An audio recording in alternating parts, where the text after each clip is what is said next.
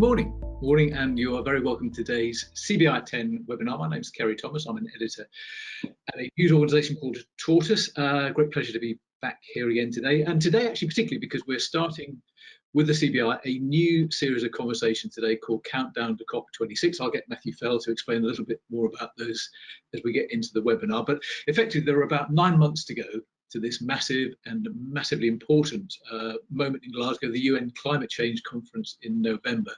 And the CBI is going to devote a number of these webinars and other events as well to discussing, I guess, what business can put into Glasgow, what it hopes to get out of it, what collectively we want to achieve from this moment. I have to confess, I realised last night that I'd got this late in the game and I still didn't know what COP stood for. So if anybody out there is as much in the dark as I was, Conference of the Parties to the Kyoto Protocol in 1997. There's a COP every year, of course. There wasn't one in Glasgow last year because of the pandemic, but not all COPs are created equal. And Glasgow is a particularly important one because the world has committed every 5 years to reviewing progress that is made. And Glasgow is the 5th anniversary of Paris and the Paris Accords, where the last major set of agreements were signed. And a lot, I think, has changed since Paris, not least attitudes in business, attitudes in the investment community and public opinion as well. So Glasgow does feel like a real moment, which is why it's great to have with us a panel of real experts and people who have a real feel for business thinking on this. Matthew Fell, you know and love. Matthew, Chief UK Policy Director for the CBI. We've got Majid Dabaghi, who is Director of Inclusive and Green Growth at the International Chambers of Commerce. And we've got Sam Baker, who's a partner at Deloitte, and we'll get Sam to explain a little as we get into the conversation about the work that Deloitte are doing with the CBI on a platform called the Goal 13 Import Platform, which I think is a resource that hopefully people on the call will find useful. And while I think about it, before I come to Matthew, just to put a couple of dates in your diary, the CBI at 10 webinar next Monday is about testing for COVID. Been a lot of conversation about that, as you'll know, recently. And then on Tuesday, there'll be some immediate analysis of the roadmap out of lockdown, which the UK government is going to be unveiling on Monday. So that's another big moment. And as ever on these calls, we really want you to chip in, to contribute, to put your thoughts and your comments and your experience into the chat so that we can bring it into the conversation, and people like Matthew can feed it into conversations with everybody on this call, feed it into conversations with government, with climate change organisations, with the whole range of people who your thoughts and experience can influence. So let's kick off. Matthew, very good morning to you. Good morning. Before we get into, let's do what we always do. Before we get into the substance of today's conversation, just give us a sort of heads up on some of the big movements that have been COVID-wise recently that affect business. Yeah, thanks, Gary, and good morning, everyone. I mean, I think on this, 2 key dates that are circled in our calendars. Next Monday, as you mentioned, the 22nd, where we expect the Prime Minister to set out an update on the roadmap to reopening. And then about a week or so later, the 3rd of March, an update from the Chancellor on the economic and financial position in the budget. So we're working hard, geared towards both of those dates. Let me start with the budget and the financial support asks. We've got a meeting, Tony Danker, our Director General, with the Chancellor this week, and I think some of those key priorities to continue the COVID support that has been so good throughout the pandemic, but we are pushing strongly for measures to continue to protect jobs, so extending the job retention furlough scheme through until the end of June, measures to support companies' cash flow on VAT and business rates relief, and interestingly on workplace testing. I think the current thinking is the government will continue to fund that till the end of March. We think it's actually just beginning to take hold. I think something like over 6,000 firms are now regularly testing employees in the workplace, and we think we should continue to push that as a really important part of the sort of COVID toolkit, if you like. So those are some of the immediate COVID support asks that we're pushing the Chancellor on. In terms of the roadmap and the reopening, we're expecting the Prime Minister to give an update next week. Clearly, they'll be poring over the health data this week, and it's really important that they're able to take decisions on the latest possible sort of set of information. So I think no firm decisions are taken as yet. But we do know there's plenty of speculation around that schools quite likely to be first out of the traps, rightly so. In our view, we think that's a really important enabler for economic activity. So those possibly around the 8th of March.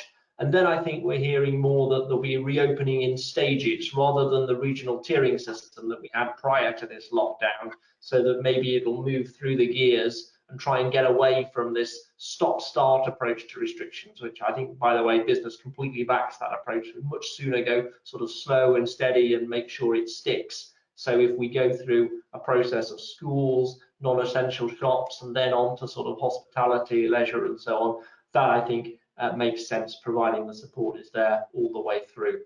And then just beyond those sort of headline details of reopening, we're working really closely on a heap of practical stuff that we think will really help businesses plan and prepare for whenever that reopening comes. I've got a meeting with the business department later on today, and I think the sort of things we're going to be talking about there are, firstly, just getting an understanding of what activity government views as low, medium and high risk, so businesses can understand the sequencing that's likely, irrespective of the date. We're going to be asking, is the safer working guidance that was issued earlier in the pandemic, is that still sort of fit for purpose, or will there be any updates and changes to that? And similarly, the sort of so-called 1 meter plus distancing rule, will that continue to exist, or will that be updated in light of any new variants and so on? Third, what is going to be the interplay between testing, vaccines, restrictions and so on? And if you do more of one, does that offset the other in any way? And then the final bit we're going to be pushing, something that's risen up quite a lot in recent days and weeks, is guidance around how employers should approach the vaccine with their employees. And there's been some talk, should you do nothing? Should you look to inform, educate, encourage, or even require employees to be vaccinated? There's a range of legal opinion on this, and we think the simplest thing would be if government just puts out some clear guidance to business so it knows where it stands and what ideally it should be doing. Those are kind of the issues that we think we're going to grapple with on a very practical level right now around some of the reopening. All right, Matthew, actually all of that is fascinating, isn't it? It would be tempting to spend the next 45 minutes talking about that, but let's not, because we've got other important things on our plate. So let's turn to the sort of issue at hand. I mentioned before, this is the first in a sort of series of webinars that we're calling Countdown to COP26. Just talk us through the sort of importance of this moment for business, for the economy, for the country.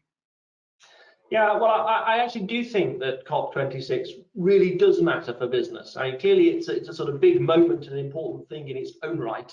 But actually, for me, I think businesses are really looking at this as an opportunity to shift through the gears. We've talked a lot over the recent months about having a need to operate with bifocal lenses. We coined that phrase about sort of fixing the short-term stuff on COVID, the EU transition and so on, but also then simultaneously thinking about the long term and how do we gear ourselves up for economic success. And I think COP is very sort of symbolic, if you like, of what we want to be as an economy, both as a sort of international outward looking thing and also as a source of jobs and growth as we pursue the net zero agenda. So on that economy we want to be, the whole sort of UK leadership pushing for international consensus. We're host this year to both the G7 as well as the COP, so that's really an opportunity for the UK to be pushing for that consensus-driven, collaborative approach internationally to really grip some of the major issues of our time. And then if we think about the whole net zero agenda, gosh, what a sort of source of growth and jobs I think people are really hanging their hats on as a big part of the recovery. We know from the sort of climate change committee, low carbon investment needs to increase really significantly from something like about £10 billion a year now in 2020 through to £50 billion a year in 2030. So a five-fold increase. But the source of jobs that's likely to create, 60,000 jobs in offshore wind, 50,000 jobs in offshore in green buildings, a really big shift to electric vehicles, for example, 40,000 jobs there. We had news making it real from Jaguar Land Rover earlier this week, their commitment to sort of making their fleet all electric, produced in the UK and so on. So this stuff's really happening. So that is where I think the business sentiment is. And then finally, and really quickly from me, Kerry, I think what the CBI is really prioritising and looking to get out of COP26. Not just that 2-week event in itself, but using this year as a run-up to and as a springboard to really accelerate our journey on this. So we're trying to do 3 things. 1, help create that race to the top. My sense is we're now at a tipping point. Some consumers are really demanding this. Companies are on the case. So many have already set themselves a net zero target. We're helping many more be able to do that and supporting initiatives like the UN's Race to Zero campaign and so on. Secondly then, and Sam is going to talk much more about this, but we think it's really important to be showcasing and helping companies get there in a really practical way with the insights, the collaboration, the how-to. Once you've set yourself a target on this path, what are the things that you prioritize? What do you change as a business? How do you go after it? And then finally, the CBI's bread and butter, I think, actually, and the policies that will then enable it. We've had some great developments in the UK with an energy white paper. The Prime Minister set out a 10-point plan from the government, but let's get that follow-on detail right. So how do we approach sort of decarbonising heat and buildings? Similarly on transport, those different component parts of the economy, how are we going to work all of those through in a way that makes progress? So that's our agenda for the coming months. I think plenty more to come on that, as we'll hear on this webinar and then in the months to come. But that's a bit of a flavour of what we're after. Fantastic, Matthew. I think we can come back to each of those points separately later in the conversation. But let's go around the room a bit. Madge, if I can come to you. So can I treat you as an old hand at these COPs? Can I ask you to paint us a picture of what happens there? What's the atmosphere like? How do these things run? Yes, absolutely. Well, first of all, thank you so much for inviting me. It's really great to be here. As some of you may know, the International Chamber of Commerce holds the focal point role for the UNFCCC. So in the lead up to COP and at COP, we are there to help coordinate business and make sure you have all of the information that you need. You'll hear us referred to as BINGO, which stands for Business and Industry NGOs. So if there's one word to kind of take away from this webinar, remember BINGO. We organize daily business briefings at the COP. We ensure throughout the year that you have up-to-date information from the UNFCCC, not just about registration, but also how you can really partake in a lot of the meetings and technical meetings in the lead up to COP. At COP, as I said, we have business briefings, we have a business day, where it's really an opportunity to engage between policymakers and the business community. We organize bilateral meetings with policymakers and the delegations there.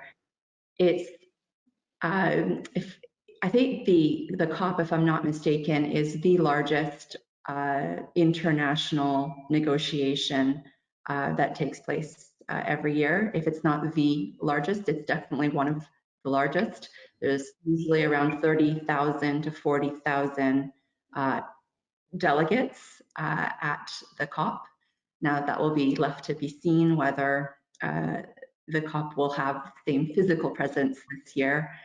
But it's a really important meeting where and this COP specifically, COP26, is going to be a very important meeting to set the course on the future of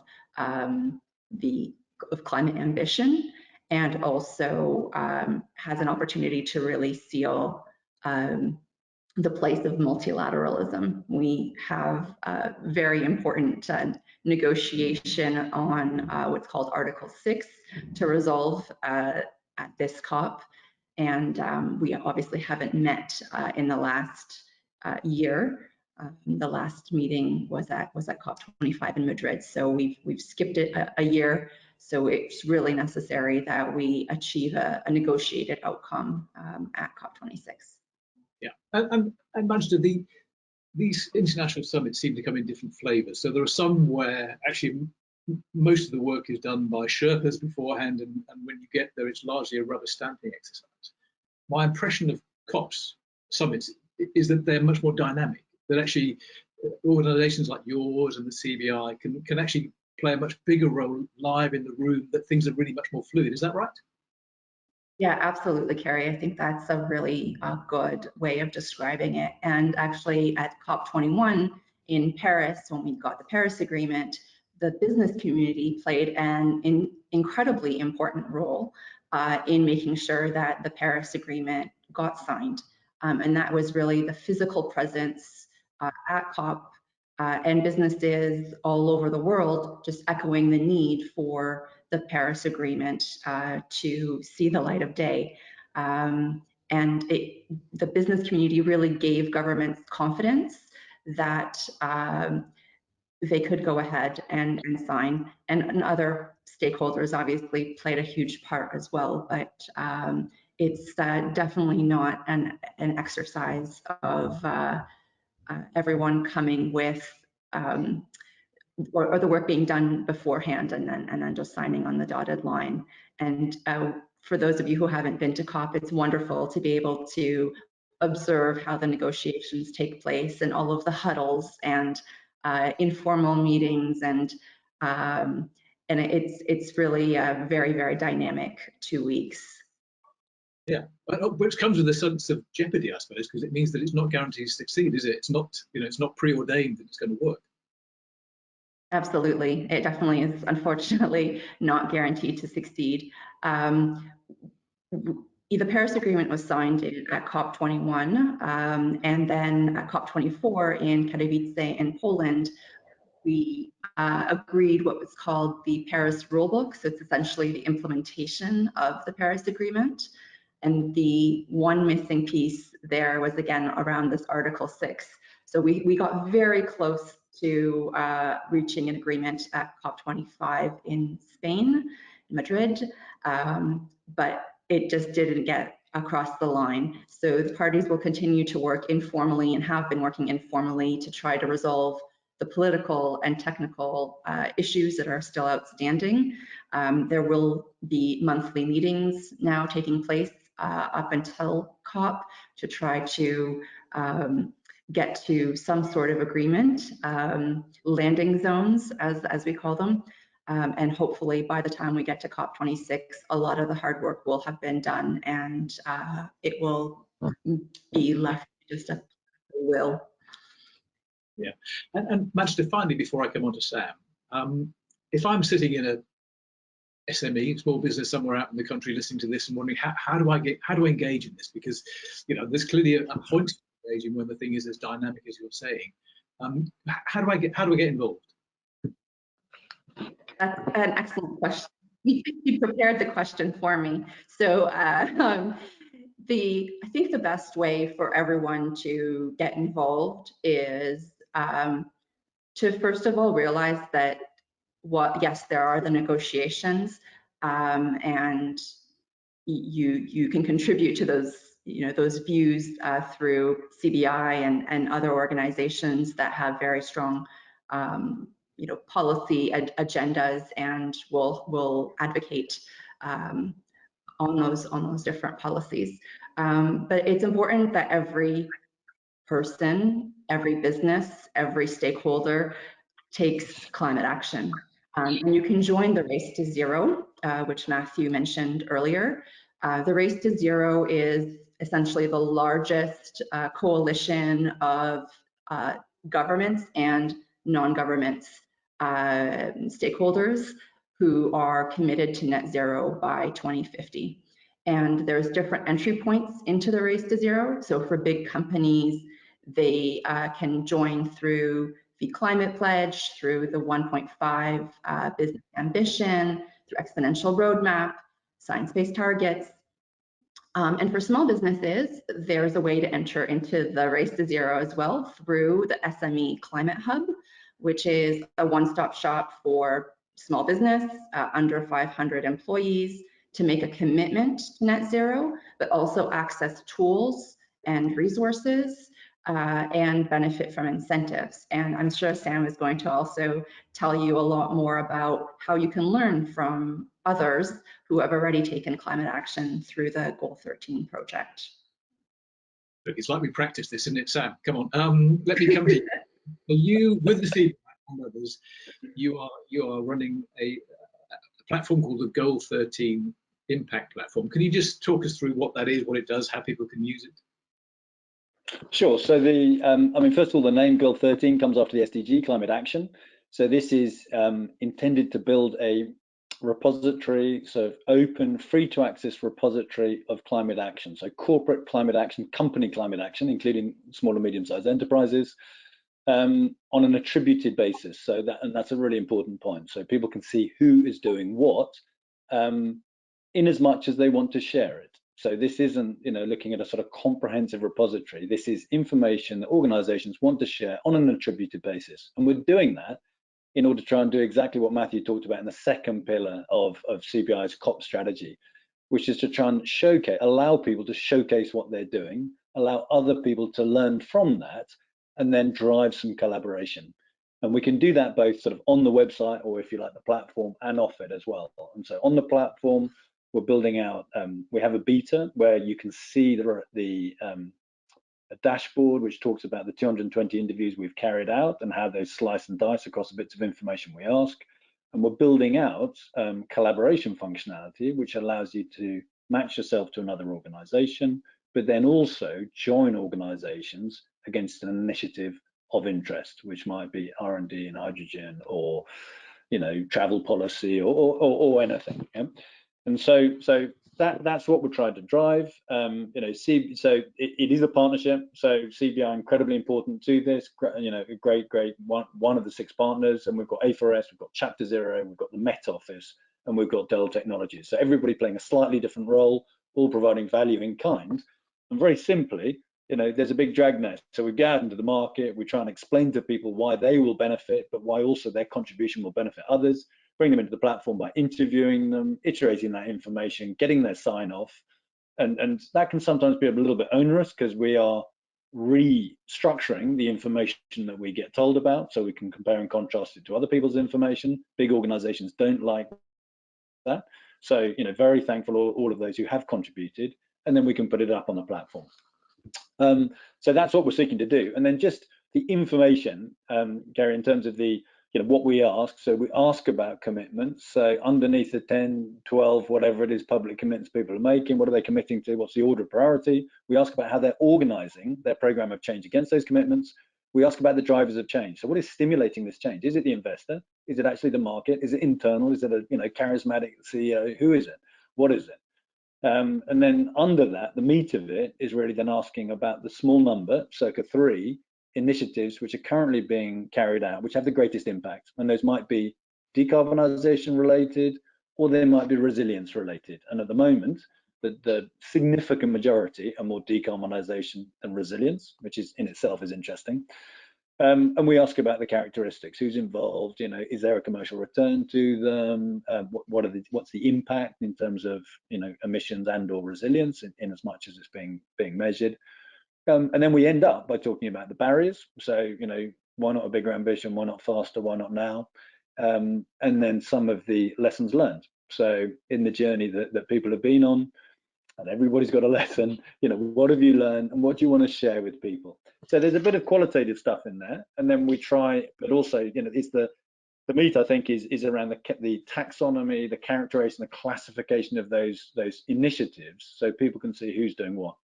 And the dream, we've only got 220 organization interviews on the system, but we are rolling it out internationally.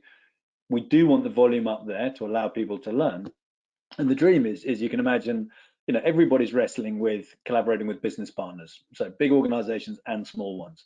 You've got scope 3, which is critically important, which is sort of creating a cascade of concern up and down supply chains around climate. You've got the top-down action of markets and interest of markets as well, putting pressure on it.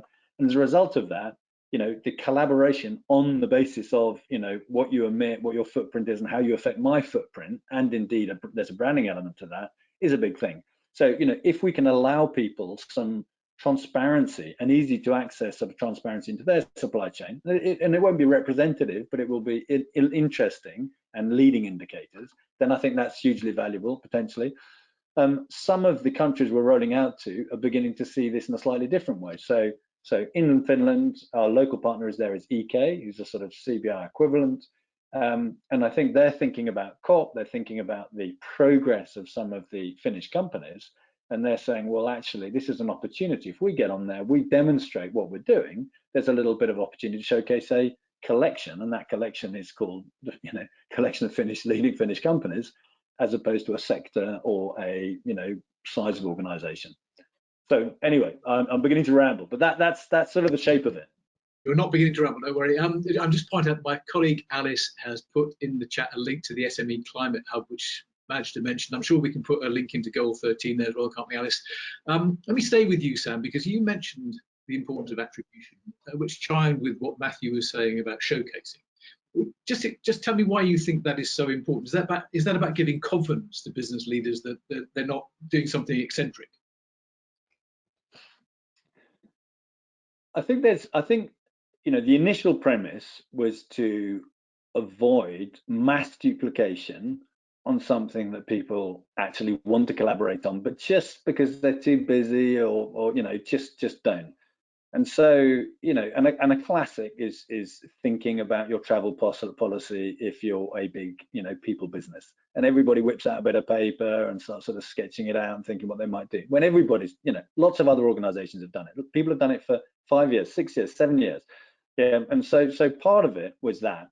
I think as we've developed, though, I think, we're finding out other very, very interesting and important things. So, for instance, when we talk about the drivers of change, the most important driver of change by some margin is the market.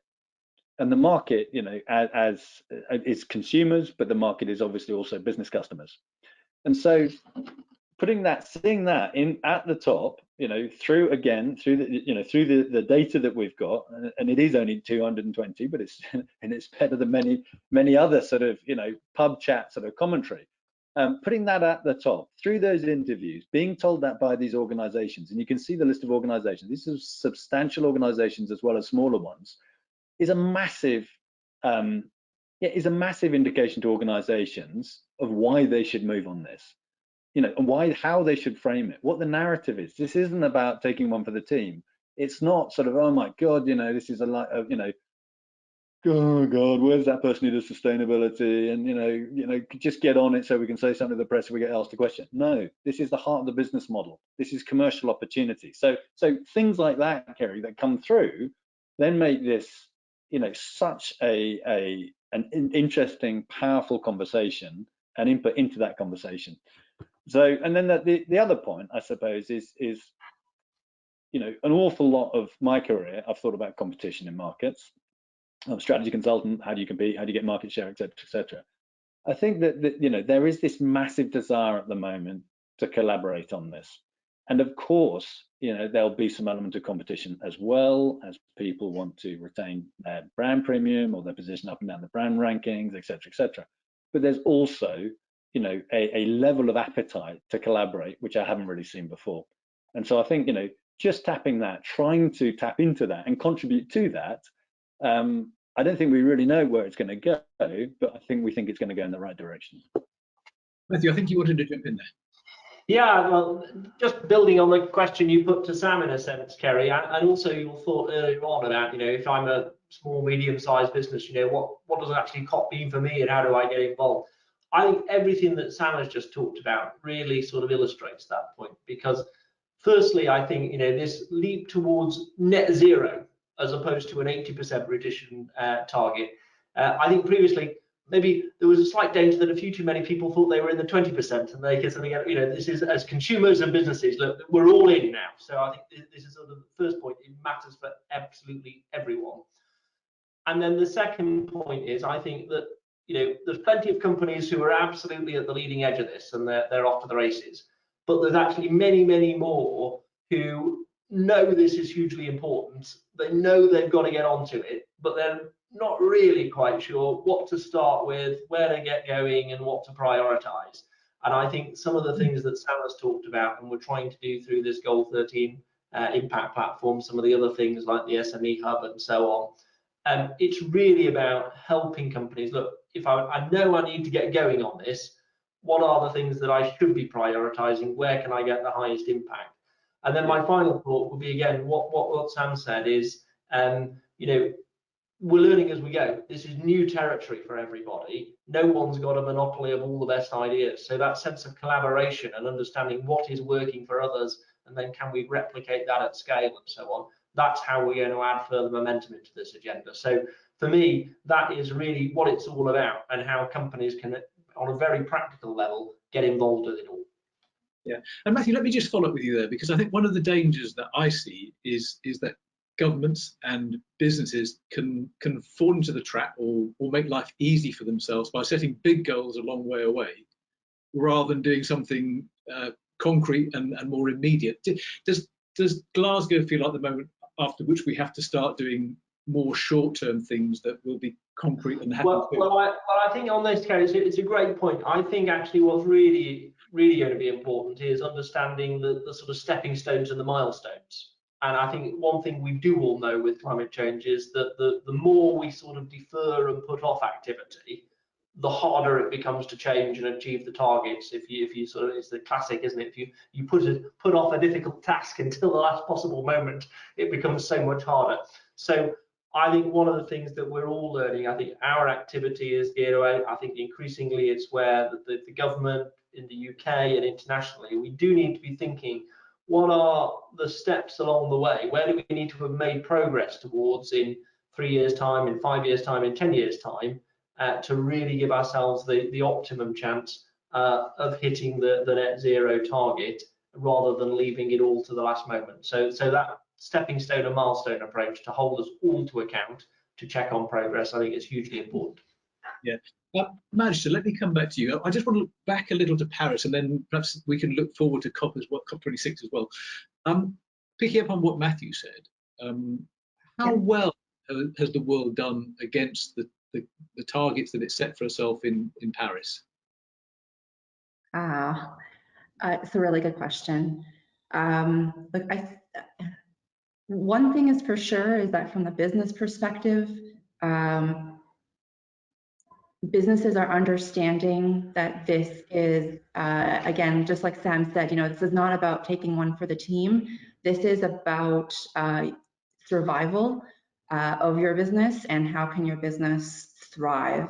So since Paris, we've really seen exponential growth of the number of businesses that are committed to this net zero target. In the last year alone, these targets have doubled. Or the number of companies that are committed to net zero have doubled in the last year alone, despite COVID. So when the pandemic first really took shape, we thought for sure everyone's going to be focused on the immediate. Governments and businesses are going to put climate on the back burner.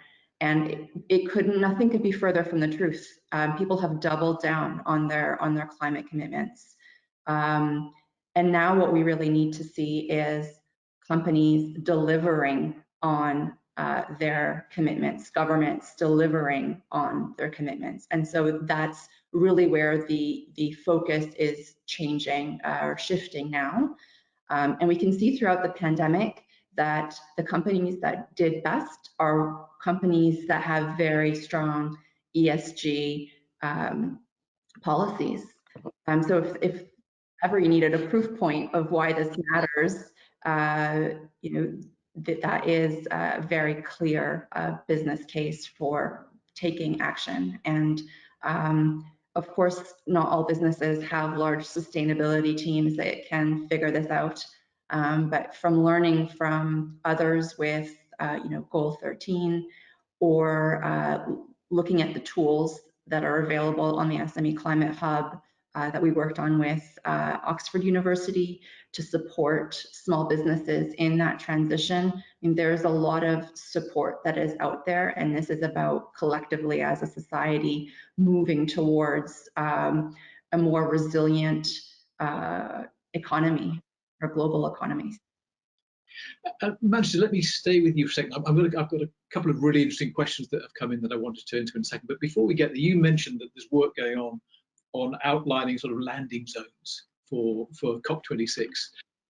If you if you could write for us, what, just in layman's terms for me, what the sort of headlines are, what you think the world is working towards as outcomes from COP26. What are the big areas we should be looking at, do you think? Yeah, one of the key issues is ensuring that every country delivers an NDC. These are the nationally determined contributions, or in layman's terms, countries' climate plans. These climate plans need to be aligned with a net zero by 2050 trajectory, and they need to address key issues like just transition, so jobs and what this means for communities, and investment pipelines. And so the NDCs and making sure that these are ambitious NDCs are very critical for this year. And if I can just, why is it net zero? I just want to take a step back to, why are we even talking about net zero by 2050? It really goes to the heart of the Paris Agreement, which at COP21, the Paris Agreement stated that we needed to keep global warming to well below 2 degrees and best efforts to keep it to 1.5. And then 2 years later, the IPCC, which is the Intergovernmental Panel on Climate Change, it's the scientific body that evaluates climate change. 6,000, 7,000 scientists have all said, well, to avoid the worst effects of climate change, we actually really need to hit that, not go beyond that 1.5 target. So that is the new normal, is 1.5. How do we achieve 1.5? It is to get to net zero emissions by 2050. And as Matthew said, we don't wait until 2049 to try to do that. We need to start right now. There's something called the carbon law, which requires us to have emissions every decade until 2050. So if we are going to achieve that net zero target, the NDCs are critical to have a pathway or a strategy for getting there. And the outstanding issue on Article 6 around carbon markets is going to also be, and Article 6, just to be clear, doesn't just address carbon markets, but it's a good foundation for it. That is also going to be a really critical piece to ensure that we can have that high ambition and achieve the net zero by 2050 goal.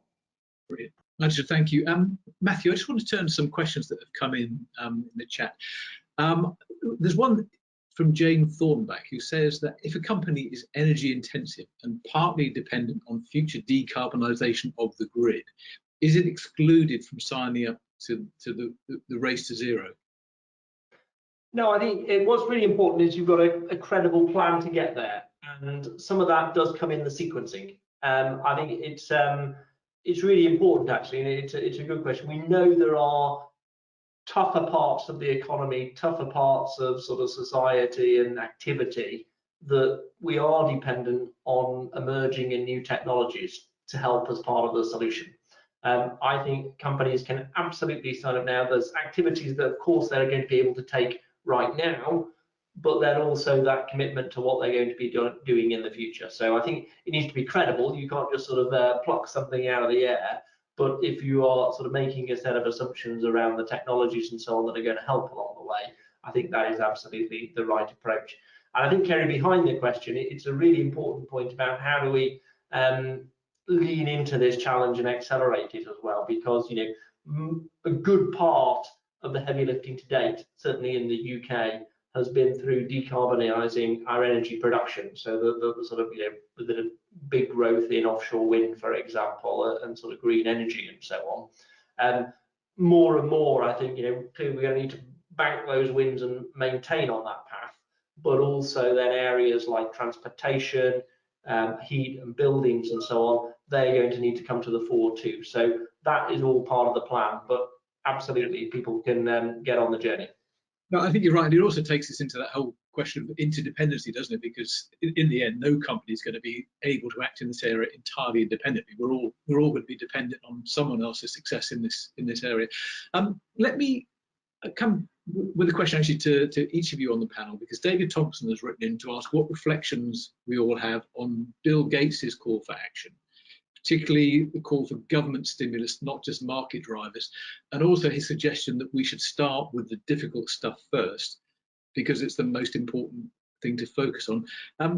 Sam, do you know from the sort of feedback you've had from the businesses that you're dealing with, how much this link between business and government action matters to people? Yeah, so yeah, I haven't read his book yet. I don't know if it's actually published, but I've read a couple of the interviews, and I think it's a great stimulus. I think he's particularly interested, obviously, in innovation and new technologies and breakthrough technologies, and that's very, very important. His approach to public sector financing is interesting, because at one point he says it's a bit weird asking governments to fund innovation. It's not really their role. It's not what they're good at. I think elsewhere he talks about, slightly more traditional language, which, maybe you might hear Mark Carney talk about, which is crowding in. You get public sector funding of relatively high risk, long-term areas, which then crowds in private sector funding together with policy. So I'm not quite clear on that balance of opinion. If I think about the conversations I've been engaged with, though, it would be that actually, very important in certain areas to combine both some public funding and some clear policy to signal to the market the direction of travel, the fact that things aren't going to change, because, I don't know, geopolitics, whatever, changes. And in fact, that creates a level of certainty for some part of the world as we move forward, for organizations thinking to invest. And that point about interdependence we just had, I mean, businesses are interdependent anyway, just as we are on citizens, on everything that they do, let alone this. So that's nothing new. I think that, to the extent that the government can reduce the uncertainty through funding, through spend, and through policy, which is consistent and coherent across it, I think that would be a fantastic sign to business. Yeah, okay.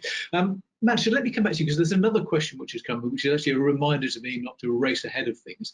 And someone has simply asked whether we can explain net zero, because some people think it's a way of wriggling out of actual reduction. So it's not intended to be that. Can you explain net zero to us? It's an excellent question. And there's still a lot of discussion happening as to what net zero really means. And there are, one of the big questions around that is around offsets. I think we probably don't have enough time to get into a very deep discussion on net zero, but just to drive home the point that it's absolutely about mitigating your current emissions, reducing your current emissions, and then if there are some residuals, then you offset. But it's definitely not a case of just offsetting everything and then giving yourself a tap on the back that you are now net zero.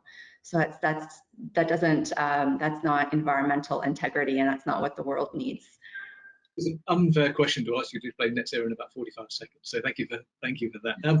Matthew, let me come back to you. We're actually nearly out of time, but I just want to, given that the CBI's top priority is to get business engaged in a race to the top, just talk us through how you think we can achieve that in the UK. Yeah, well, thanks, Kerry. I mean, I think for just 10 seconds worth of thought on the Bill Gates point, I mean, I think my view is approach it from both ends of the telescope. Bank the wins that we can do, but also get cracking on the hard stuff like sustainable aviation fuels and so on. And government can clearly play a big role in pump priming that. In terms of how do we do this, I think the race to the top, firstly, is about creating momentum. And that's why we've kicked off today. Actually, the more we focus on this, talk about it, put a spotlight on it and so on, that will help to create a virtuous circle of going after it. So the momentum creating, I think, is a big part of it. And then the second is where we're coming at it from, not just to be talking about it, but then helping companies get there. That's the practical bit, and that's why we're doing all these things like the platform and so on, so that we can get the insight, the knowledge sharing, the collaboration going to help people get on the way with doing it. Brilliant. Matthew, thank you. Thank you too to Majda and Sam. As everybody said, this is really just the start of the conversation. So there are further webinars on this topic coming up, but a whole range of other ways through the platforms that Majda and Sam have mentioned and through the CBI to get involved in the conversation, to learn from other people and to think about what your own role will be as we approach COP26. But for now, let me say thank you. Let me remind you, we've got those 2 great webinars Monday and Tuesday next week, so do join us for those. And we look forward to seeing you there. Thank you all. Thanks all. Thank you.